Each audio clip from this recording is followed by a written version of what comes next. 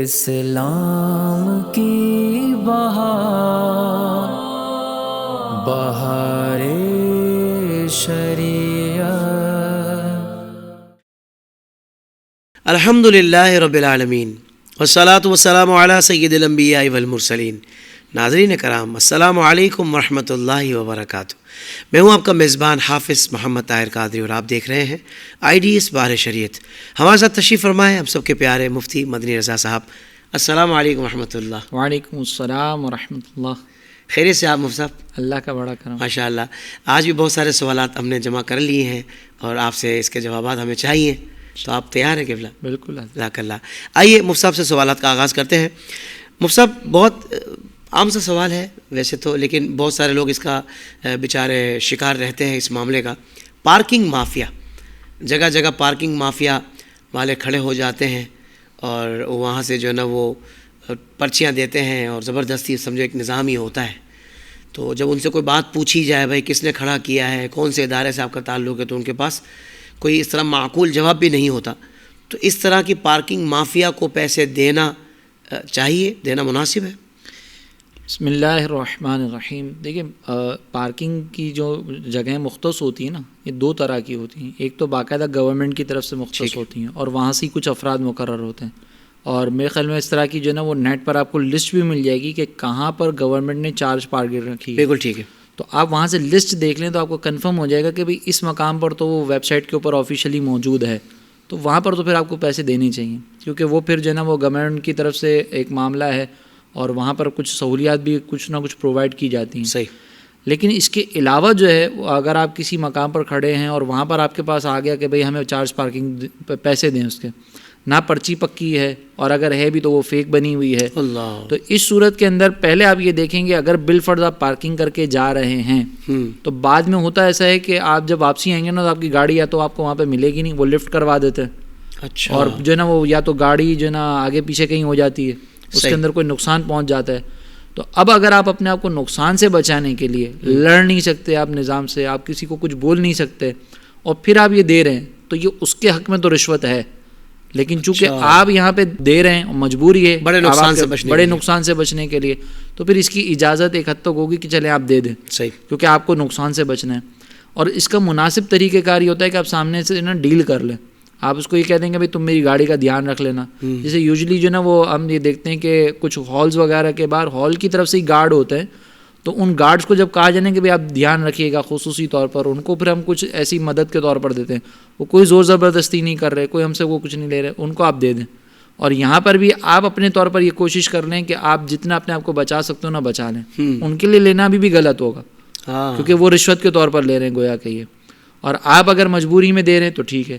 لیکن آپ کو پتہ ہے کہ میں اگر نہیں بھی دوں گا، میرا روز آنا جانا ہے نہیں یہاں پر کہ میری گاڑی کو ٹارگٹ بنا کر اس کو نقصان پہنچائیں گے، فرسٹ ٹائم ہی آپ گئے تو پھر نہ دیں، وہ چاہے آپ کو بددعائیں دیں، چاہے آپ کو کچھ بھی کریں، اس سے کوئی پرابلم نہیں ہوگا، پھر آپ نہ دیں، کیونکہ وہ لے رہا ہے رشوت اور آپ اس کو دے رہے ہیں رشوت، اور اس کو آپ مزید حوصلہ افزائی کر رہے ہیں۔ تو اس صورت کے اندر جو ہے وہ حکومت کو بھی چاہیے کہ اس طرح کی چیزوں کے اوپر وہ غور کر لے، اور یہاں پر اگر کوئی دینے والا ہے تو وہ بھی اس سے اجتناب کرے۔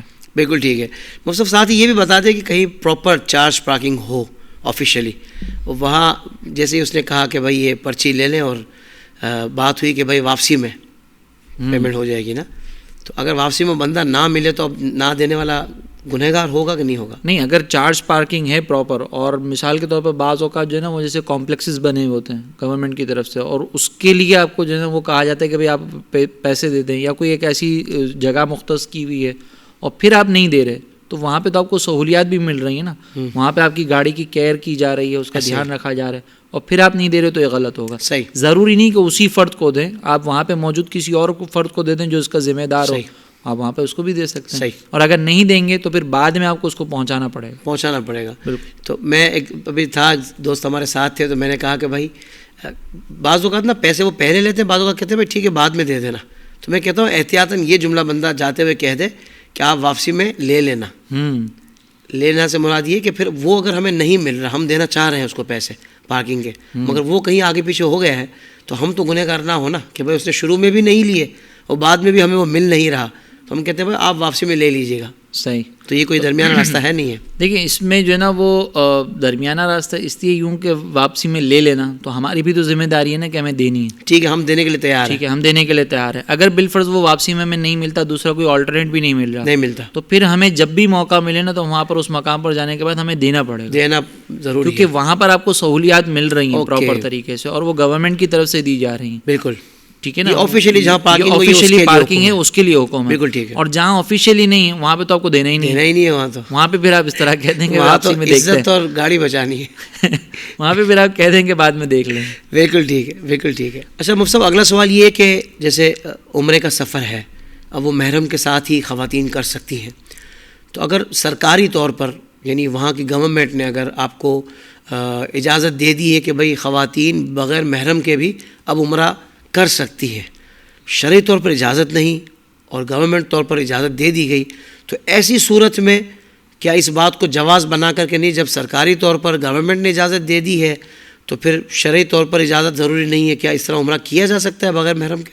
کچھ قوانین جو شرعی طور پر احکام ہوتے ہیں نا وہ تو ملکی قوانین کے اوپر بیس کرتے ہیں. ٹھیک ہے. اور کچھ ایسے ہوتے ہیں کہ جو ملکی قانون کے پابند نہیں ہوتے, شریعت کا اپنا حکم اس میں ہوتا ہے. بہت اچھا. جیسے مثال کے طور پر سگنل توڑنا ہے, یہاں پر شرعی کا حکم جو ہے نا وہ شرعی حکم ملکی قانون کے اوپر ڈیپینڈ کرتا ہے. بالکل صحیح. چونکہ یہ قانونی طور پر منع ہے لہٰذا سگنل توڑنا گناہ ہوگا. لیکن یہ جو محرم کے ساتھ سفر کرنا ہے نا, اگر یہ مثال کے طور پر کوئی عمرے پر نہیں جا رہی, اس کے علاوہ بھی کوئی سفر کر رہی ہے صحیح, اور وہ شرعی مسافت پر ہو, تو وہاں پر بھی شریعت مطہرہ نے یہ حکم دیا ہے کہ محرم کے ساتھ ہی سفر کرنا ہے. اللہ. لہٰذا عمرہ ہو یا عمرے کے علاوہ کوئی سفر ہو, چاہے کسی بھی ملک کی کسی بھی حکومت نے آپ کو اجازت دی ہوئی ہو, جب تک شریعت کی طرف سے اجازت نہیں ملے گی آپ اس چیز پر عمل نہیں کر سکتے. اور عمرہ کوئی ایسی شرعی ضرورت نہیں ہے کہ جس کی بنیاد پر عورت کو یہ کہا جائے کہ وہ بغیر محرم کے بھی سفر کر سکتی ہے. اللہ اکبر. شرعی ضرورت نہیں ہے. صحیح. ایون کہ حج کا معاملہ بھی اگر دیکھا جائے نا تو عورت پر حج کی ادائیگی اس وقت فرض ہوتی ہے کہ جب اس کے ساتھ محرم کے اخراجات موجود ہوں اور محرم ساتھ چلنے کے لیے بھی تیار ہو. اگر محرم نہیں ہے تو شریعت مطہرہ نے خود اس پر جو ہے نا وہ ادائیگی معاف کر دی. لہٰذا یہ چونکہ حکومت کے قانون پر موقوف نہیں, شریعت کے قانون پر موقوف ہے, لہٰذا اب چاہے حکومت نے اجازت دی ہو یا نہ دی ہو, عورت سفر نہیں کر سکتی. بالکل صحیح, بالکل صحیح. واضح طور پر بیان کر دیا کہ صرف مسئلہ عمرے کے سفر کا نہیں ہے بلکہ سفر کہیں کا بھی ہو, شریعت کے حکم کو مقدم رکھا جائے گا.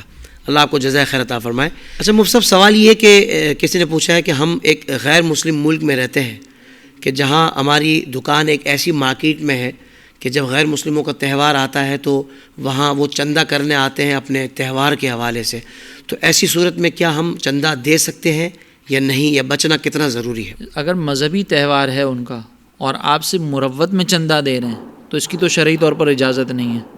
اچھا. ٹھیک ہے نا, اگر آپ نے صرف مروت کے طور پر کہ یہ دکان والے مجھ سے ناراض ہو جائیں گے, چندہ لینے والے آ رہے ہیں, دوستی یاری خراب ہو جائے گی, تو اس کی تو بالکل اجازت نہیں ہے. بالکل بھی اجازت نہیں. اللہ اکبر. لیکن اگر سچویشن ایسی ہے کہ ہے ان کا مذہبی تہوار اور اگر آپ نہیں دیں گے اور مسلمانوں کے ساتھ پہلے ہی وہاں پہ جو ہے نا وہ اس طرح کا سلوک اختیار کیا جا رہا ہے, ان کے اوپر ظلم کیا جا رہا ہو, اور پھر اگر آپ یہاں پر چندہ دینے سے انکار کریں گے تو آپ کو نقصان پہنچایا جائے گا, اور دوسرے جو مسلمان وہاں پر موجود ہیں وہ آپ کا ساتھ دینے کے لیے تیار نہ ہوں, تو پھر آپ دل میں کراہت رکھتے ہوئے صرف ان کے شر سے بچنے کے لیے پیسہ دے دیں. آپ کی نیت مذہبی تہوار میں شرکت کی نہیں ہونی چاہیے. صحیح. آپ کی نیت اپنے آپ کو ظلم سے بچانے کی ہونی چاہیے. اللہ اکبر. اب آپ نے ان کو پیسہ دیا ہے تو اس میں کوئی وہ پرابلم نہیں ہوگی, لیکن ساتھ ہی آپ کو ساتھ میں یہ بھی کرنا چاہیے کہ جو دیگر دکاندار ہیں جو مسلمان ہیں ان کی بھی ذہن سازی کریں اور کوشش کریں کہ مسلمانوں کی کم از کم اتنی پاور وہاں پر ہو جائے کہ زبردستی ان سے پیسہ نہ لیا جائے. بہت اچھا. اور نہ ان پر ظلم کیا جائے. واہ واہ. یہ نہیں کہ آپ کو اجازت مل گئی تو پھر آپ اجازت دے کر بالکل فارغ ہو جائیں اور اپنے بارے میں یہ گمان بھی چھوڑ دیں کہ میری بھی کوئی ذمہ داری بنتی ہے. آپ کی ذمہ داری یہ بنتی ہے ساتھ میں کہ دوسرے مسلمانوں کا ذہن بنا کر کم از کم اتنی پاور حاصل کر لیں کہ دنگا فساد تو نہیں کرنا لیکن کم از کم کوئی زبردستی ہم سے چندہ نہ لے سکے. تو یہ آپ پاور اتنی اگر کوشش کر سکتے ہو تو کریں. اور اگر بالفرض آپ نے کوشش کر لی, آخری حد تک آپ کوشش کرتے رہے اور مسلمان آپ کا ساتھ نہیں دے رہے, تو یہ آپ کے لیے باعث نجات ہوگا کہ آپ نے اپنے حصہ کا کام کر لیا. اللہ اکبر. یعنی مفتی صاحب مسئلہ بیان کر رہے تھے تو میرے ذہن میں آیا کہ ایک طرف تو یہ احتیاط ہے کہ مطلب دیگر ان کے غیر مسلموں کے مذہبی تہوار میں چندہ دینے اور نہ دینے پر جو آپ نے مسئلہ ارشاد فرمایا, اور ایک طرف وہ قوم ہے کہ جو اپنے آپ کو مسلمان کہتی ہے, جو مسلمان گھرانے میں پیدا ہوئے ہیں, اور وہ اس تہوار میں باقاعدہ شرکت کریں, اس تہوار کو اپنے گھر میں منائیں نعوذ باللہ سوچیں ان پر پھر کیا حکم صادر ہوتا ہوگا. اللہ تبارک و تعالی ہم تمام کو اپنے ایمان کی حفاظت کرنے کی توفیق عطا فرمائے. حضرت یہ بتائیے گا کہ بعض لوگ کہتے ہیں کہ بھائی وہ فلاں کو میرا سلام کہہ دیجیے گا, میرا سلام پہنچا دیجیے گا. تو خیر اب تو دور الگ ہے, اب تو واٹس ایپ پہ اور نمبر کال پہ بھی سلام دیا جا سکتا ہے, پر لوگوں کو ایک مزہ آتا ہے اس میں نا کہ یار فلاں کو میرا سلام پہنچا دیجیے گا. تو اگر آپ نے حامی بھر لی ہے اور سلام نہیں پہنچایا تو کیا گنہگار ہوں گے, یا حامی بھرنی چاہیے کہ نہیں؟ دیکھیں اس سلسلے میں حکم یہ ہے کہ اگر آپ نے کسی کی ذمہ داری لے لی نا کہ ہاں انشاءاللہ میں پہنچاؤں گا, تو اب یہ حق ہو گیا کہ آپ اس کا پیغام جو ہے وہ دوسرے تک پہنچائیں. صحیح. اور اگر آپ نے غفلت کی ہے, جان بوجھ کر نہیں پہنچایا اور غفلت سے کام لیا, تو گناہ گار ہوں گے. اللہ. اور اگر بالفرض آپ نے اس کو کہا کہ انشاءاللہ میں کوشش کروں گا پوری, اور پھر آپ جو ہے وہ اپنے طور پر کوشش بھی کی لیکن بھول گئے, یا آپ نے ذمہ داری لے لی تھی اور بھول گئے, تو اس صورت میں گنہ گار نہیں ہوں گے. اس لیے بہتر یہ ہوتا ہے کہ جب آپ کو کوئی کہے نا کہ وہ میرا سلام فلاں تک پہنچا دیں, تو ساتھ میں آپ یہ کہہ دیں کہ انشاءاللہ یاد رہا تو میں ضرور پہنچا دوں گا. یاد رہا تو آپ نے یہ انشاءاللہ بھی کہہ دیا تو ارادہ آپ کا اس وقت پختہ بھی ہو, اور بعد میں آپ بھول گئے یا کسی مجبوری کی وجہ سے نہیں پہنچا سکے تو گناہ گار نہیں ہوں گے. لیکن یہاں پہ یہ احتیاط ضرور ذہن میں رکھیے گا کہ ہمارے یہاں پر یہ لفظ انشاءاللہ جو ہے نا اس وقت استعمال کیا جاتا ہے جب آپ کا ارادہ یہ ہوتا ہے کہ میں نے یہ کام نہیں کرنا. تو ساتھ میں ارادہ آپ نے پختہ رکھنا ہے, اور پھر آپ یہ کہیں کہ انشاءاللہ میں کوشش کروں گا, تو پھر انشاءاللہ گناہ گار نہیں ہوں گے.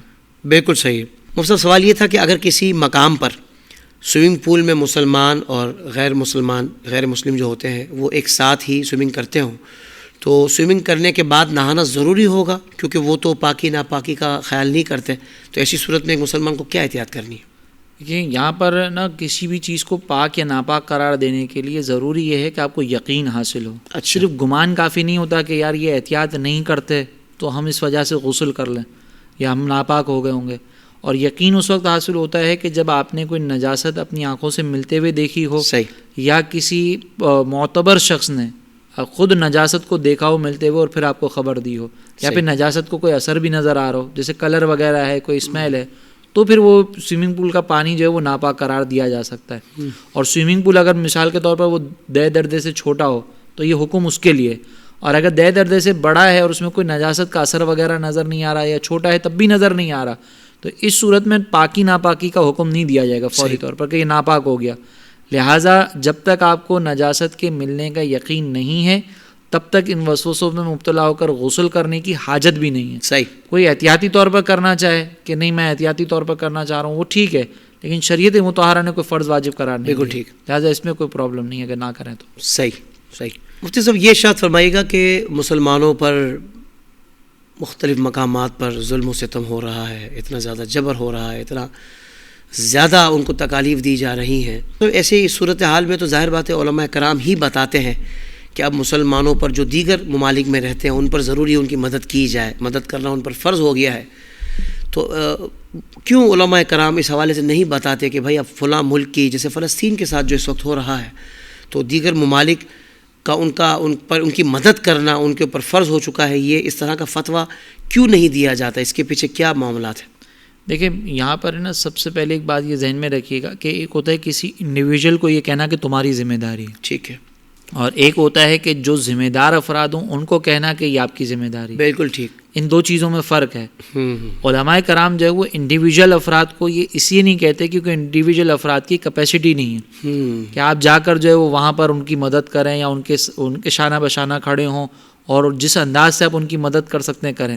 یہ ہر انڈیویجول نہیں کر سکتا. ٹھیک ہے نا. اب آتی ہے حکومتی سطح پر یا کسی اعلیٰ عہدیدار کی ذمہ داری کے لیے, تو علماء نے کہا نا کہ آپ جا کر ان کی مدد کریں. بالکل. اتنے سارے اسلامی ممالک ہیں, وہ سب کے سب مل کر اگر مدد کرنا چاہیں تو بالکل کر سکتے ہیں.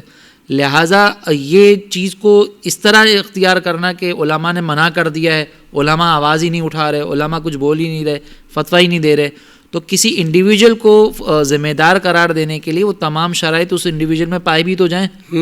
اور یہاں پر ساتھ میں یہ بھی ذہن میں رکھیے گا کہ علماء نے ایک ایک فرد کے بارے میں یہ کہا ہے کہ بھئی آپ کی ذمہ داری شریعت نے نہیں رکھی, لیکن اگر آپ اپنے طور پر یہ سمجھتے ہیں کہ میں جا کر مدد کر سکتا ہوں تو پھر آپ گھر میں نہیں بیٹھیں.